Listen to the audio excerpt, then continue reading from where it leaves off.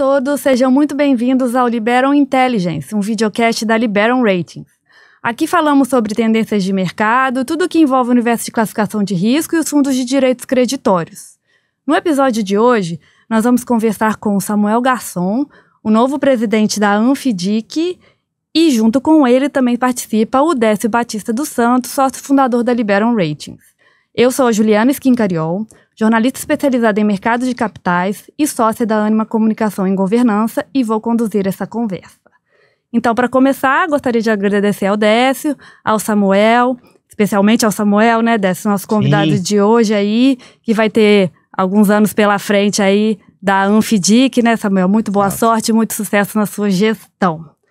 Então, para começar, gostaria de perguntar, né, qual é a sua missão à frente da Anfidic e como que a associação deve atuar em prol dos FDICs? Primeiramente, obrigado pelo convite, Décio, obrigado por todo esse carinho que vocês têm pela Anfidic. Bom, eu assumo a Anfidic agora, né, com um mandato de 3 anos. É um desafio bastante promissor. A Anfidic hoje é a única associação que tem responsabilidade de toda a tramitação de tudo que envolve FDIC. Hoje a gente conta com uma diretoria extremamente capacitada, todos muito dedicados à causa de FDICs. Eu acho que a grande missão da Anfidic é sempre monitorar o mercado, se antecipar a qualquer tipo que venha a ter de atitudes positivas ou negativas para o segmento, né? Porque FDIC hoje é um instrumento muito competitivo e a Anfidic ela tem o papel de cada vez mais divulgar o que o FDIC pode ser feito de melhor, o que ele pode levar também para investidores, para os clientes nossos, né?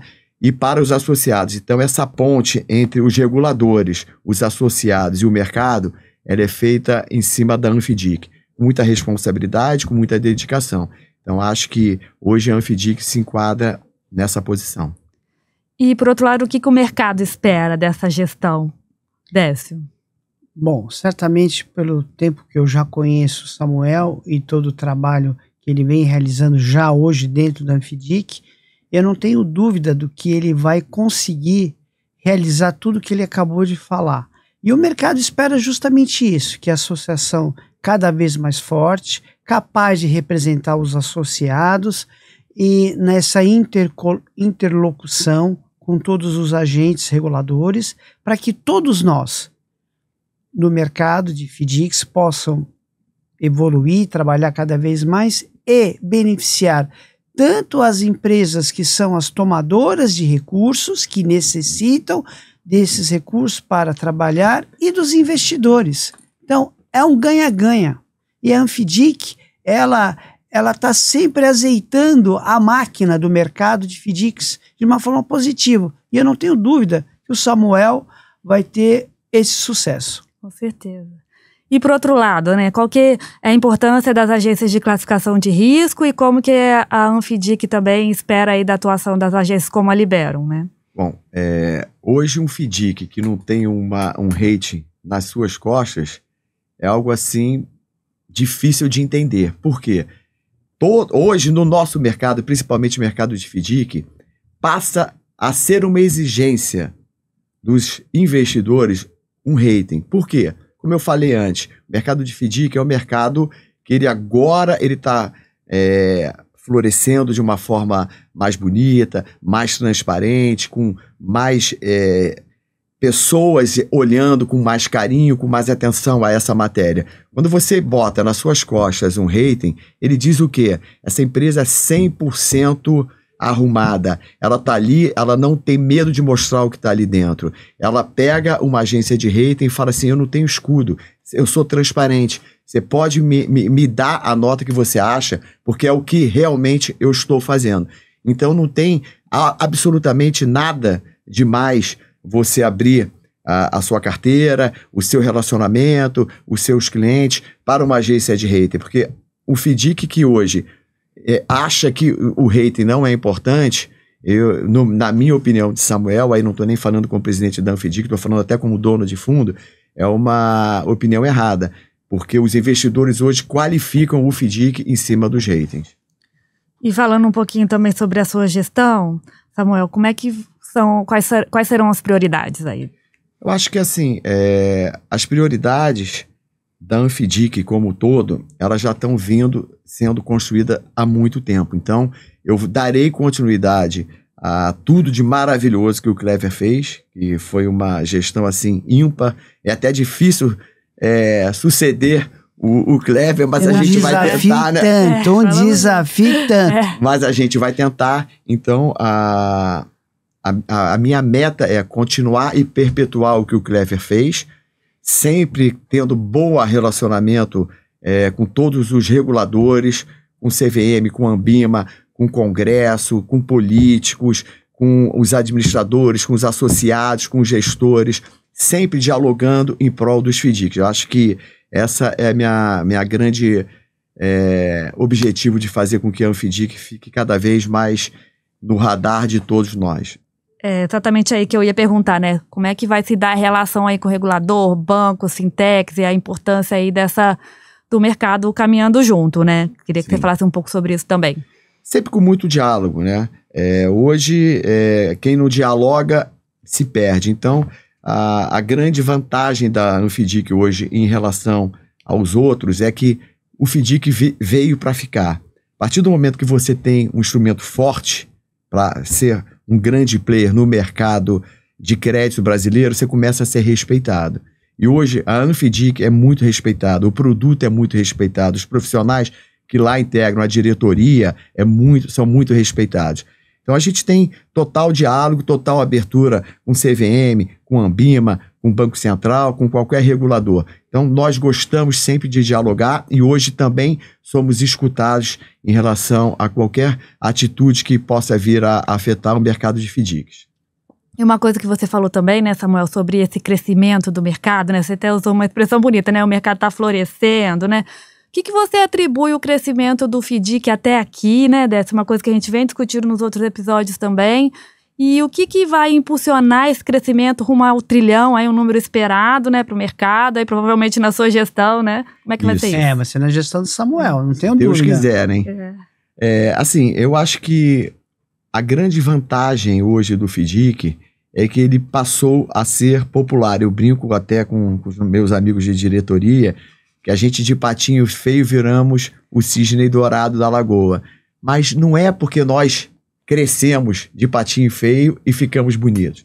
É que nós galgamos muito até chegar a isso. Os FDICs sofreram, os FDICs eram um instrumento que não era reconhecido, as pessoas que lá trabalhavam tinham dedicação full time e também não eram reconhecidas.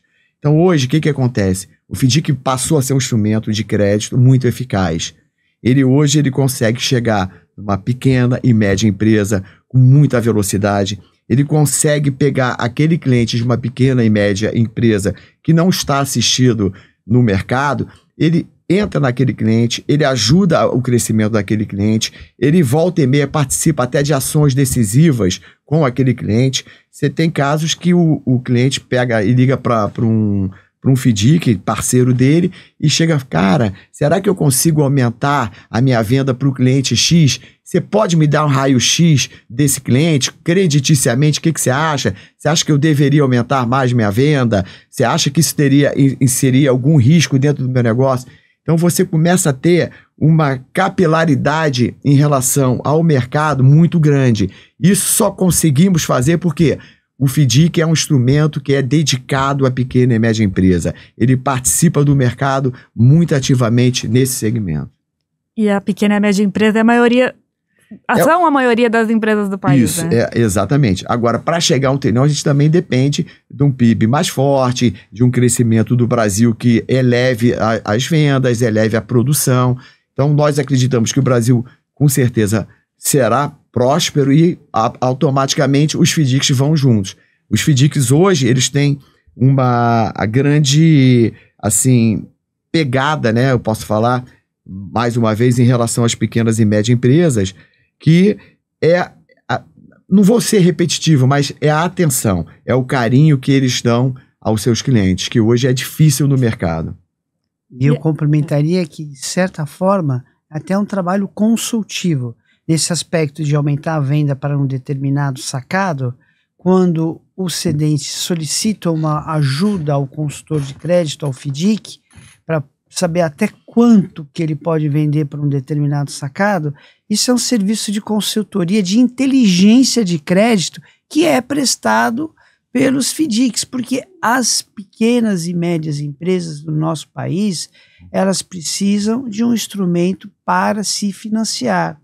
E os FIDICs têm se provado a melhor instrumento. Em alguns estudos que nós já fizemos, a gente comprova isso estatisticamente, porque o spread que é cobrado das empresas pelos FIDICs, ele é praticamente inelástico. Independente do qual seja a taxa básica de juros, essa relação entre o custo de captação e o dinheiro, né, que o cedente paga, ele é praticamente inelástico, ou seja, os FIDICs são muito competitivos, eles estão em todo o território nacional, atendendo as pequenas e médias empresas. Então é um segmento ágil, aguerrido e está disposto a ajudar os cedentes que precisam para poder todos nós crescermos. É um ganha-ganha. Exato. E traz mais previsibilidade essa questão do spread também, né? Previsibilidade, e o que a empresa média e pequena precisa é uma previsibilidade de capital de giro para continuar trabalhando. E reforçando exatamente tudo isso que o Décio está falando, você hoje tem taxas extremamente competitivas em FIDICs. Os FIDICs hoje, eles são um instrumento não só disso tudo que o Décio falou, mas de competitividade. Ele entra no cliente para dar aquele suporte, não só o suporte como já falamos, mas o suporte de fato financeiro. Ele não está ali para querer arrebentar o cliente, ele está ali para fazer o cliente prosperar. E agora a gente tem uma novidade que é a possibilidade da entrada do investidor de varejo, né? Como é que você vê esse movimento e como é que isso vai se dar aí ao longo do tempo, né? Já que é um instrumento que não é tão óbvio quanto outros produtos aí que estão no mercado, né? Sim. Eu acho que isso foi uma maravilha que aconteceu para o mercado. Eu acho que esse vai ser o grande diferencial dos FIDICs em relação aos outros produtos. Nós temos vários produtos hoje, né? Nós temos CRIs, CRAs, debêntures incentivadas, CDBs e inúmeras, se eu falasse aqui até amanhã. E quando a gente entra nesse rol competitivo, você passa a fazer parte da cadeia de tomar dinheiro, o que não era. Antes, os FIDICs eram compostos por dinheiro próprio de algumas gestoras que já entendiam o que era o FIDIC. Hoje, com essa capilaridade generalizada dos FIDICs, o próprio investidor já começa a entender e saber aonde ele quer botar o dinheiro. Até porque essa educação financeira hoje no Brasil, que foi uma das coisas boas que aconteceu no mercado financeiro, ela é bastante ilustrativa. Então hoje o investidor pequeno ele vai conseguir entender o que é um FIDIC, ele vai entender o que é uma cota subordinada que garante aquela inadimplência do FIDIC, ele vai entender a importância de um produto ter um rating, que a grande maioria não tem, que é mais um ponto de segurança para o dinheiro dele, e principalmente a rentabilidade que ele vai ter daquele produto. Então eu acho que você consegue fazer um tripé muito forte, você vai ter rentabilidade, você vai ter rating e você vai ter escala no produto. E quais conselhos vocês dariam para quem está interessado em começar a olhar para esse tipo de para os FIDICs, né, para esse tipo de produto? Eu acho que assim, o conselho é ele procurar entender o que é um FIDIC, como ele entende o que é um CDB, um CRI, um CRA.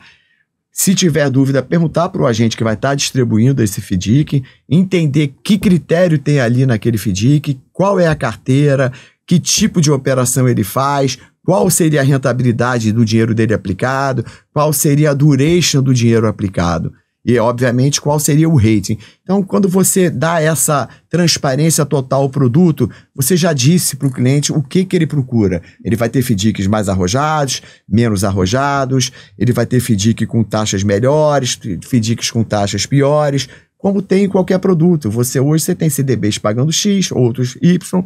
Então você entra no rol dos investidores para eles conseguirem entender o FIDIC como um produto de rentabilidade com transparência e opção. Ele vai conseguir olhar e ter as opções dos FIDICs na praça.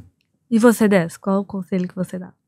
Eu primeiro queria dizer que eu concordo 100% que o Samuel acabou de falar, é tudo isso mesmo. E para as pessoas físicas que estão entrando nesse mercado, justamente isso. Você tem que analisar o produto, entender o produto, como ele funciona, quais são os aspectos mitigadores de risco, né? Um grande aspecto mitigador de risco é as cotas subordinadas. Então, é muito importante que a pessoa física saiba se o consultor de crédito ele é o principal cotista ou o único cotista da cota subordinada júnior, porque isso mostra o total alinhamento do cotista subordinado júnior com o investidor, pessoa física, profissional ou qualificado. Nós lá na Liberum Ratings desenvolvemos uma ferramenta que chama-se Liberum Science, que é justamente para as pessoas físicas poderem acessarem, junto com os investidores profissionais e qualificados. Nós já gravamos aqui 2 episódios, né, do Liberum Intelligence, justamente para pessoas físicas, explicando o que é um FDIC, e teremos outras iniciativas para as pessoas físicas. Então, as pessoas físicas precisam conhecer o produto, analisar o alinhamento do consultor de crédito com os interesses dela, verificar o rating, se ele foi bem feito, se ele traz todas as informações. E no caso da Liberum Ratings, ela é a única agência de classificação de risco de crédito no Brasil que conta com uma central de risco própria, que tem mais de 36 milhões de ativos de créditos que nós acompanhamos mensalmente, mais de 500 mil sacados, mais de 14 mil cedentes. Então, assim, a Liberum Ratings está preparada para auxiliar os investidores, pessoas físicas, profissionais e qualificados, a investirem em FDICs com segurança. Aproveitando, como é que faz para acessar o Liberum Science? Lá no site da Liberum Ratings, www.liberumratings.com.br, tem lá a aba do Liberum Science, e as pessoas podem acessar, as pessoas físicas, até de forma gratuita. Tá ótimo. Então, voltando, o FDIC funciona como mais um produto para o investidor poder diversificar a sua carteira, né? Escolher aí diante de uma cesta, mais uma opção diante de uma cesta de vários investimentos, sem necessariamente competir um com o outro, não é isso? Exatamente. É exatamente isso. E agora falando um pouquinho sobre compliance e lavagem de dinheiro, né? Que atitudes aí os FDICs tomam para evitar esse tipo de problema? Aí uma pergunta para o Décio e para o Samuel também. Bom, eu acho que a gente hoje, diria até que a gente saiu na frente, né? Os FDICs hoje já contam com, eu vou dizer do início, hoje você tem o seu gerente comercial que traz um cliente. Esse cliente, primeiramente, ele vai para um comitê, mas para chegar no comitê, ele passa já por um crivo. A maioria dos FDICs hoje já tem advogados in-house. Os que não têm, obviamente, procuram os advogados que já são em relação com aquele FDIC. Mediante aquele cliente, ele faz todo o histórico, ele olha quem é aquele cliente, que ramo de atividade ele faz, quem são seus acionistas, quem são seus sócios, como é que é feita toda essa diligência. Ele começa desde o crédito, como eu falei, a entender que tipo de ação fiscal ou qualquer outra, alguma ação que esteja ocorrendo dentro dos tribunais em relação àquele cliente. Então, ele já teve esse primeiro crivo. Vai para o comitê. Quando ele chega para o comitê de crédito, no comitê você vai estar todas aquelas informações e o comitê vai falar, olha, eu acho que esse cliente aqui não está bom, porque você repara, o ramo de atividade dele já não é bom, ele já está aqui com 4, 5 ações na justiça, algumas por algum outro tipo de problema, outras por outros problemas, mas ele já está ali monitorado, não acho que seria bom. Mas vai que até o comitê aprove. Ele tem o segundo passo, ele vai para o gestor. Quando ele chega no gestor, o gestor fala assim, gente, olha aqui foi aprovado, mas a gente não concorda porque pegamos algo que vocês não conseguiram pegar por algum motivo e tá ali também que esse cliente já teve problema na justiça, já teve envolvimentos criminais, fiscais. Então você hoje consegue mapear de uma forma muito boa e com 2 reguladores ou 3 até, que você consegue minimizar esse tipo de risco. Então eu diria que o FDIC ele saiu na frente em relação aos outros instrumentos. A gente tem um compliance muito forte, todos os FDICs hoje monitoram isso de uma forma muito, vou dizer até uma palavra mas ela é agressiva. A gente olha aqueles clientes com um olhar que pode ser comprometedor para os FDICs. Aí a gente não vai correr esse tipo de risco mesmo. E o rating, ele traz uma camada adicional de segurança, Décio, nesses casos? Sim, traz, porque além do gestor, temos o administrador, e quando também chega na agência de rating, como a Liberon, que olha cedente por cedente, sacado por sacado, nós vamos olhando a natureza das operações. Então, elas têm que ter um processo natural. E se elas começam a sair fora do padrão, nós conseguimos perceber. E nesse momento, caso ocorra alguma coisa muito fora do padrão, isso vai interferir no risco de crédito e provavelmente isso vai ter alguma repercussão no rating de forma negativa. E caso isso ocorra, a gente vai tomar a medida que é fazer o rebaixamento do rating ou colocar uma observação negativa, e aí todos os agentes da cadeia, consultor de crédito, gestor e administrador, vão revisitar o assunto. Então, eu penso que o FDIC tem vários agentes olhando para todos os cedentes e sacados, e quando alguém percebe algum comportamento anormal, as medidas são tomadas. Então, acredito que no ambiente dos FDICs, a questão de lavagem de dinheiro está muito bem resolvida. Provavelmente nenhum outro instrumento do mercado tem todas essas camadas de segurança, né? Sim, você tem aí vários agentes olhando para os cedentes e sacados diariamente. E, Samuel, e Décio também, né? Como é que vocês veem a questão sobre os FDICs serem insubstituíveis, né? A gente pode falar isso? Existe algum ponto, né? Pequenas e médias empresas que buscam aí crédito pulverizado. Como é que vocês veem essa questão? Eu até falei antes na pergunta anterior e complemento. Eu acho que o FDIC hoje ele é insubstituível nas pequenas e médias empresas, exatamente por tudo aquilo que eu disse. Ele é um veículo que consegue penetrar onde outros agentes financeiros não conseguem, ele consegue ter a familiaridade com o seu cliente onde outros não conseguem, ele tem taxa competitiva, ele traz performance para aquele cliente. Não, e o FDIC, ele tem uma agilidade, né? Se nós fizermos uma comparação, você tem um transatlântico e o FDIC, ele pode ser, quando é um FDIC maior, ele é um iate, quando ele é um FDIC menor, é uma lancha.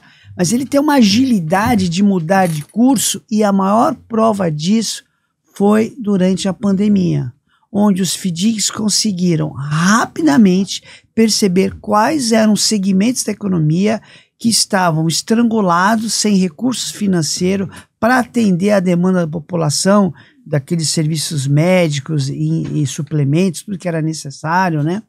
E eles rapidamente se adequaram a essa nova realidade, irrigando com novos recursos essas empresas que precisavam de capital para continuar atendendo a população naquele momento tão difícil. Então, o FDIC hoje já é insubstituível. Ótimo, Décio. E como é que vocês estão vendo o crescimento, né? Já falamos um pouco do FDIC rumo ao trilhão e tudo, mas assim, o que mais a gente pode falar sobre o futuro dos FDICs, né? O crescimento desse mercado aí já vem se consolidando, e como é que você vê os FDICs aí se estabelecendo no futuro? Eu acho que os FDICs já se estabeleceram, né? Eles já são uma realidade no mercado e continuarão sendo. Volto a falar, o FDIC está 100% atento a tudo que acontece no mercado, para tentar sempre preservar e dar continuidade a esse crescimento de uma forma muito organizada. Tá ótimo. E, enfim, existe algum mito ou alguma questão sobre FDICs aí que você acha que é necessário derrubar ainda, e como é que isso vai ser feito?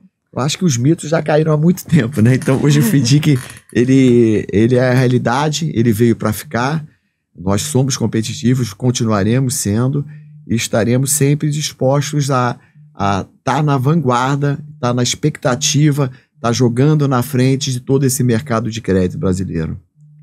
Qual a sua visão, Décio? Eu acho que os FDICs, voltando um pouco na pergunta anterior, eles vão continuar crescendo. O FDIC é um veículo que veio para ficar. Eu acho que eles vão ainda substituir um bom pedaço do mercado de debêntures. Eu acho que as grandes empresas vão entrar cada vez mais nos FDICs, já começaram a ensaiar, mas ainda não entraram com muita força. Elas vão entrar com mais força, que nós chamamos, são os FDICs high grade. Elas vão entrar cada vez mais, ainda mais com a questão do registro, né, das duplicatas, a duplicata escritural. Isso não tenho dúvida. Eu acho que a gente vai ver um crescimento de FDICs. Tenho certeza que nós vamos ver um crescimento dos FDICs das grandes companhias, né, elas emitindo essas cotas. E o FDIC vai continuar crescendo. Ele tem sempre, como todo serviço, como todo produto, tem sempre desafios, mas se a gente olhar o passado recente da pandemia, voltando a esse assunto, o maior stress test que poderia ter sido feito aos FDICs já foi feito.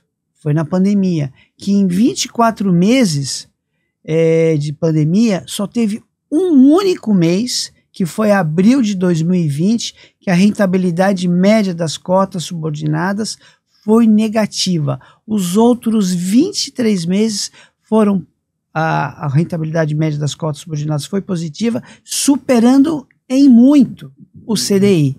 E continua, né? Porque a gente vê os dados da Libero. Dando show no CDI, né? As cotas subordinadas das júniores. Então, o FDIC é um veículo vencedor, não tem mais volta, ele é muito bom.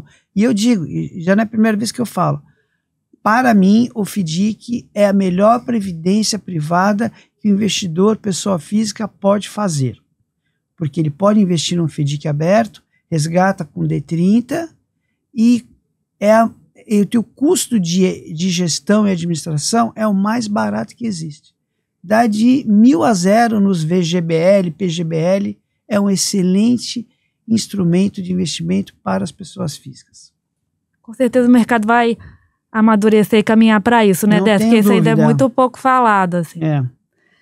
Então, gente, o nosso tempo está se esgotando, né? Gostaria aqui de agradecer ao Décio, ao Samuel, reforçar aqui nosso desejo aí de boa sorte e muito sucesso na sua gestão. Agradecer também a quem participou, quem tem interesse no assunto, quer aprofundar, quer conhecer mais sobre FDICs, aí pode acessar o site da Liberum, que tem bastante informação por lá.